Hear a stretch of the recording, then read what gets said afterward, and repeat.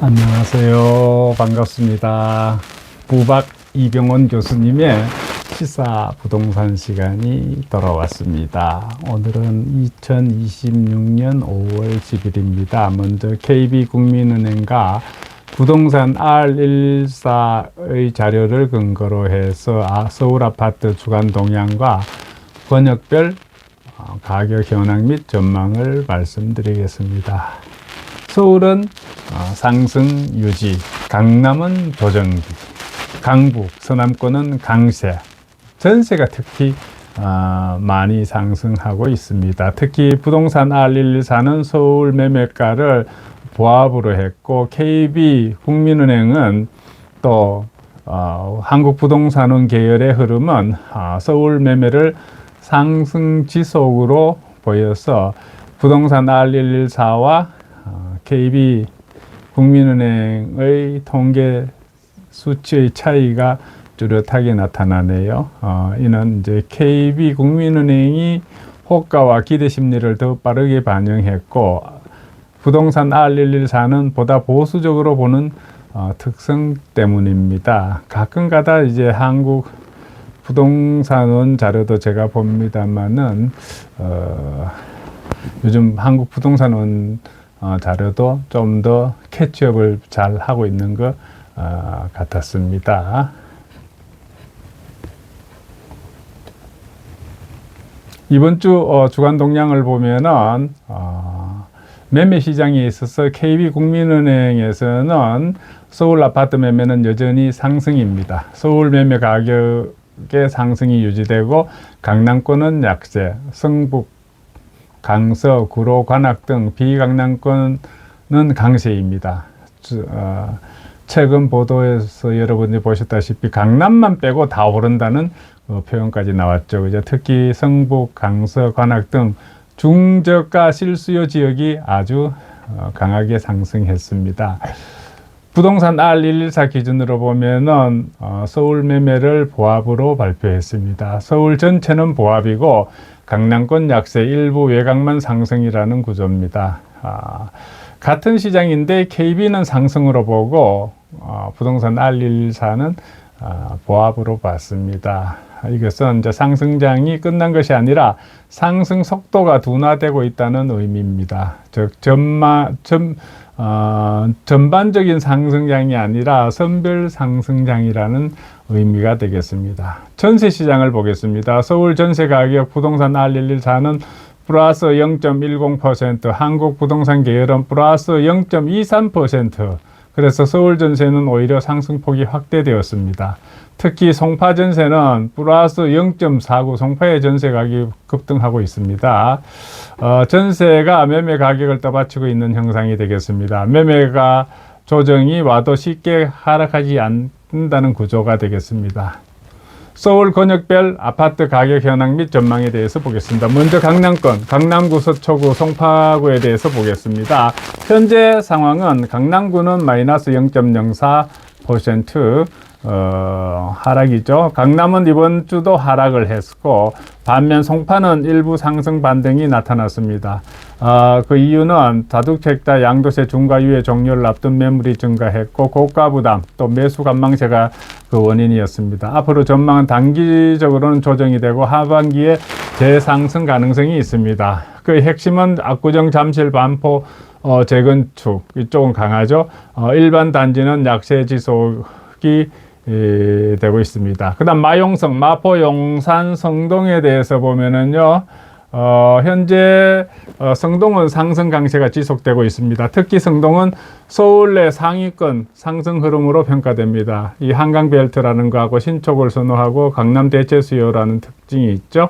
그리고 전망은 마용성은 완만한 상승이 지속될 것이라고 전망됩니다. 그 다음 동북권, 성북구, 강북구, 동대문구, 노원구가 되겠습니다.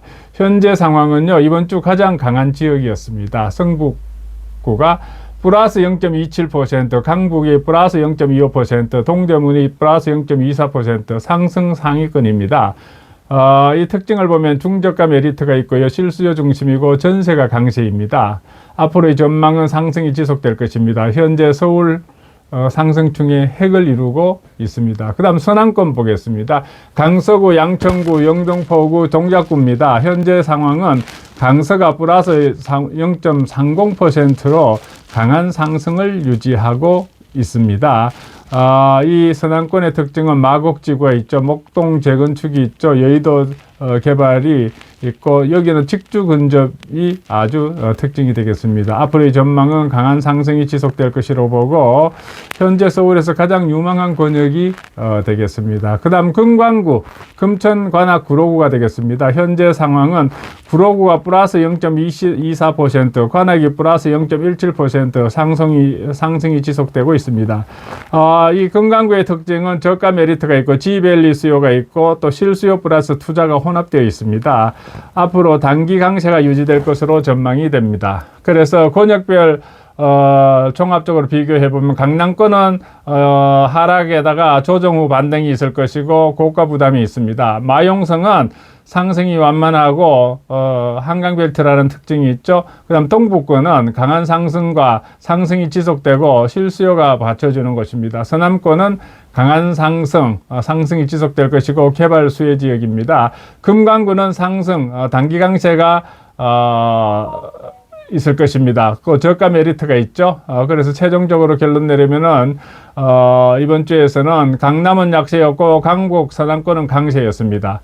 또 전세는 더 강한 강세를 보이고 있습니다. 서울 전체는 아직 상승장이지만은 상승의 중심이 강남에서 비강남으로 이동했습니다. 그래서 지금 서울 부동산은 강남이 아니라 성북, 강서, 성동, 관악이 끌고 가고 있는 현상입니다.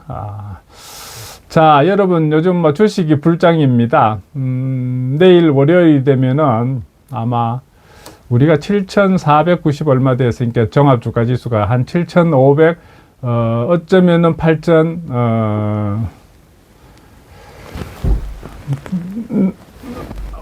가까이 아주 사상 최고의 상승장이 있을 것으로 또 생각이 됩니다. 아직도 전쟁 중이지만은 이 주식시장이 아주 하락입니다.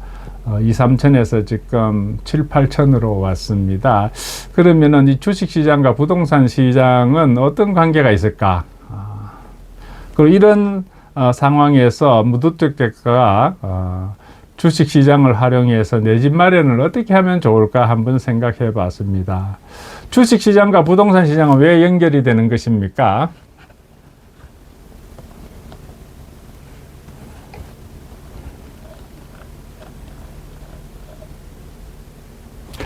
현 정부 정책 하에서 무주택자가 주식시장을 활용해서 내 집 마련을 어떻게 하면 될 것인가 해서 주식시장과 부동산 시장의 그 연계관계에 대해서 보면요, 많은 사람들이 주식은 주식이고 부동산은 부동산이다라고 생각하지만은 실제적으로는 같은 돈이 움직이는 두 시장입니다. 즉 사람들의 자금이 주식으로 가느냐 부동산으로 가느냐의 차이일 뿐입니다. 그래서 금리, 유동성, 정책 변화에 따라서 두 시장은 서로 강하게 연결됩니다. 이재명 정부 들어와서 주식을 상당히 떠받치고 부동산에서는 자꾸 억제하죠.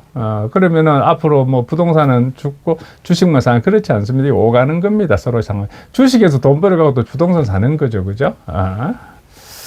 자, 그래 주식시장과 부동산 시장의 핵심 연관관계를 보면 먼저 금리와 유동성과 대체 투자 관계 등 심리 관계도 있습니다. 먼저 금리를 보면요, 가장 중요한 연결고리는 금리가 내려가면은 주식시장이 활성화됩니다. 또 기업 가치가 상승하게 되고 성장주가 강세를 보이게 되고 유동성이 확대되고 대출 부담이 감소되고 매수가 증가돼서 집값이 상승하게 됩니다. 금리가 내리면은 지금 미국이 아마 곧 연준 의장이 바뀌면은 금리가 올라가진 않고 내려가면 내려가지 그렇게 할 거 아닙니까? 그죠? 그러면은 금리가 내려가면은 주식시장 더 좋아지고 기업 가치가 상승하게 되고 성장주가 강세를 보이고 유동성이 확대되고 부동산 시장이 화랑이 되고 대출 부담이 감소되고 매수 증가되고 집값 상승한다는 거죠. 뭐 미국 금리가 하락하면 우리도 금리를 지금 올려야 된다 그러지만 뭐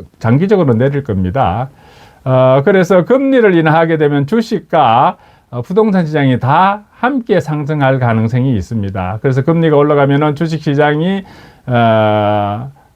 이 밸류에이션 하락과 투자 위축, 금리가 올라가게 되면 주식 시장의 밸류에이션이 하락하고 투자가 위축되고 부동산 시장 대출 부담이 되고 대출 부담 증가가 되고 거래가 감소됩니다. 즉 금리가 오르게 되면은 주식 시장, 부동산 시장 다 약세를 보이게 된다는 겁니다. 그래서 금리에 우리가 관심을 많이 둬야 됩니다. 금리가 내리면은 부동산과 주식이 다 좋아지고 금리가 오르면은 부동산과 주식은 다 약세를 보인다는 거죠. 그 다음 유동성 흐름, 돈의 양, 돈의 흐름. 이거 아주 또 중요해요. 정부가 돈을 많이 풀면은 주식 시장이 상승합니다. 부동산 시장 상승이 함께 나타납니다. 대표적으로 2020년, 21년 코로나, 그 이후에 주식과 부동산이 동시에 급등했습니다. 지금 이재명 정부는 돈을 많이 풀고 있습니다. 문재인 때보다 더 많이 풀고 있습니다. 유동성이 엄청 넘칩니다. 원화 가치가 하락하고 있습니다. 그래서 주식 시장이 2, 3천에서 7, 8천으로 왔습니다. 부동산 시장, 이거 양도세 중과 유예를 이제 중단시켜버리고 중과를 하고 그다음 무슨 제도를 막 드러내면서 해서 부동산 시장을 억제하려고 그러지만 아니 돈을 풀면서 주식 시장은 올라가 주동산 안 돼. 그런데 그게 마음대로 잘 되지 않을 거라는 예상입니다. 이 돈을 풀면은 기본으로 또 금리가 앞으로 더 내려가면은 금리와 돈을 풀고 금리 내려가면은 부동산이랑 주식은 같이 뜨게 돼 있습니다. 거기에 막 수요 억제 전략을 쓴다고 일시적으로 먹히지만 안 먹히게 된다는 거죠. 그래서 그런 관계가 있습니다. 이 돈을 풀게 되면은 주식과 부동산이 오른다. 그다음 투자자의 기대 심리를 보면은 주식이 오르면은 사람들은 돈을 벌 수 있다는 확신이 생깁니다.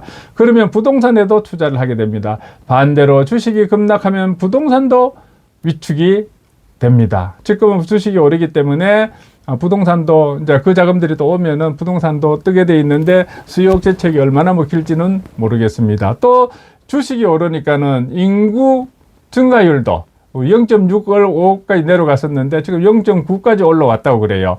주식 시장의 하락을 보니까는 출산율도 높아지더라는 겁니다. 그다음 대체 투자 관계를 보겠습니다. 어떤 시기에는 주식보다 부동산이 유리하고 어떤 시기에는 부동산보다 주식이 유리합니다. 지금 현재 시점을 봐서는 부동산보다는 주식이 유리한 것 같습니다. 그래서 고금리 시대에는 예금 플러스 주식, 그리고 저금리 시대가 되면은 돈이 부동산으로 흐릅니다. 그래서 현 정부 정책과 시장 구조를 보면 현재 정부의 핵심 방향은 부동산 급등 억제와 이제 공급 확대를 하는데 공급 확대가 생각대로 잘 되지 않죠. 그래서 급등 억제 쪽으로 더 치중하고 있습니다. 대표적으로 대출 규제를 하고 다주택자 세금 강화, 공급 확대 정책, 재건축 규제 조정이 동시에 진행되고 있습니다. 집값이 급등하기보다는 선별 상승이 나타나는 구조가 바로 이런 것 때문에 그렇습니다. 그래서 이 무주택자가 가장 많이 하는 실수를 보면요. 많은 무주택자는 집값이 너무 비싸니까는 먼저 주식으로 큰 돈을 벌어야지라고 생각을 합니다. 하지만 여기서 실패합니다. 왜냐하면은 단기 투기를 하기 때문입니다. 내 집 마련은 대박이 아니라 자산 축적 게임입니다. 내 집 마련은 대박이 아니라 자산 축적 게임입니다. 그래서 주식시장을 활용해서 내 집 마련 전략을 어떻게 짜야 되느냐. 먼저 목표를 정해야 합니다. 만약에 여러분들이 서울에 있는 8억 아파트를 목표로 하고 하면은 필요한 자기 자본이 한 3억쯤 되고 대출이 한 5억 정도 될 겁니다. 그러면은 목표는 3억 만들기입니다. 3억을 만들어야죠. 주식의 목적도 바로 이 3억 만드는 데 맞춰야 됩니다. 그래서 공격형이 아니라 적립형으로. 그래서 우리 무주택자들이 집 빨리 사기 위해서 하는 잘못된 선택이 뭐냐 하면은 단타. 테마주, 몰빵 투자. 물론 하나 맞으면 몰빵 해가고 뭐 대박 날 수는 있지만은 거기에 사로잡히다 보면은 점점 집 사는 거 멀어질 수 있습니다. 그래서 올바른 방식은 ETF 적립식으로 하든지 우량주 장기 투자로 배당 재투자 이것저것 해가고 돈을 모아서 집을 살라고 그래야지 단타 뭐 소문 듣고 뭐 이렇게 그거 하다가 내 집 말이 더 멀어질 수가 있습니다. 그래서 뭐 한번 추천을 해본다면 요즘 뭐 코덱스 그러잖아요. 코덱스 200, 뭐 타이거 200 이게 이제 한국 대표 우량주죠, 그죠? 뭐 그런 식으로 위험이 좀 줄죠, 그죠? 또 미국 S&P 500 ETF, 이거 장기 성장주죠, 그죠? 그래서 뭐 가능만 하다면은 미국 바로 투자하는 것도 괜찮습니다. 그 다음 배당 ETF, 현금 흐름이 확보할 수 있죠, 그죠? 그다음 리츠, 간접 부동산 투자, 집 한 채가 아니고 조금 지분을 사는 거죠, 그죠? 그래서 주식으로 부동산을 준비하는 구조가 그런 것이 좋습니다. 그다음 월급을 투자 시스템을 하는 것이 좋습니다. 예를 들어서 300만 원짜리 소득이 있다면은 생활비 180만 원 쓰고 저축 50만 원 하고 ETF 투자 70만 원 해서 자동 투자 시스템을 만들어야 됩니다. 그래서 이 성공은 의지가 아니라 시스템입니다. 성공은 의지가 아니라 시스템입니다. 시스템적으로 내가 300만 원 벌면은 생활비 180 쓰고 저축 50 하고 ETF 투자 70 하고 그래 차곡차곡 쌓아가야 됩니다. 그 다음 청약과 주식을 함께 해야 됩니다. 이 부분이 가장 중요해요. 많은 사람들이 주식 아니면 청약으로 생각하는데 이거냐 아니면 저거냐 그게 아니라 같이 해야 됩니다. 그러나 정답은 주식과 청약을 함께 해야 됩니다. 왜냐하면 청약은 가장 강력한 레버리지이기 때문입니다. 즉 청약 통장을 유지하고 특별 공급을 검토해서 신혼부부 생애 최초 그런 걸 활용해서 반드시 이걸 함께 활용하면서 병행해야 됩니다. 그리고 정부 정책을 활용해야 됩니다. 현 정부에서는 무주택자에게 유리한 정책도 참 많습니다. 예를 들자면 생애 최초 대출, 특례 보금자리론, 디딤돌 대출, 청년 우대형 상품 이런 것들을 모르면은 목돈 마련하기 쉽지 않아요. 이거 활용해야 됩니다. 정부 정책도. 그래서 실전 전략을 짜본다면은 먼저 1단계 현금 1억을 만들기를 합니다. 그 다음 2단계로 ETF 청약을 병행하고 3단계로서는 수도권 첫 주택에 진입합니다. 그 다음 4단계 갈아타기 전략, 상급지로 가는 거죠. 5단계는 서울 핵심지로 진입하는 것입니다. 그래서 가장 중요한 원칙은 첫 집은 내가 살아야 하는 집이지 사서 얼마에 팔고 이런 투자 상품이 아닙니다. 완벽한 집을 기다리면 영원히 못 삽니다. 현재 조금 부족하면 빌라라도 들어가서 그걸 딛고 올라가야 됩니다. 그래서 무주택자가 부자가 되는 길은 한 번에 대박이 아니라 시간을 투자하고 시스템 거기다 복리로 이자 늘어나는 그런 겁니다. 그래서 주식은 집을 대신하는 것이 아니라 주식은 단지 집을 사기 위한 도구일 뿐입니다. 그래서 주식으로 돈을 벌어서 부동산을 사는 것이 아니라 주식으로 종잣돈을 만들고 청약과 정책으로 내 집을 마련해야 됩니다. 그래서 오늘 주식과 부동산의 관계는 주식으로 돈을 벌어서 부동산을 사는 것이 아니라 주식으로 종잣돈을 만들고 청약과 정책 나라의 정책을 이용해서 내 집 마련을 해야 된다는 것을 여러분들한테 추천해드리고 권해드립니다. 이상 이병헌 부박은 부동산학 박사입니다. 제가 건국대학교에서 부동산학 박사 받았습니다. 부박 이병헌 교수님의 시사 부동산이었습니다. 감사합니다.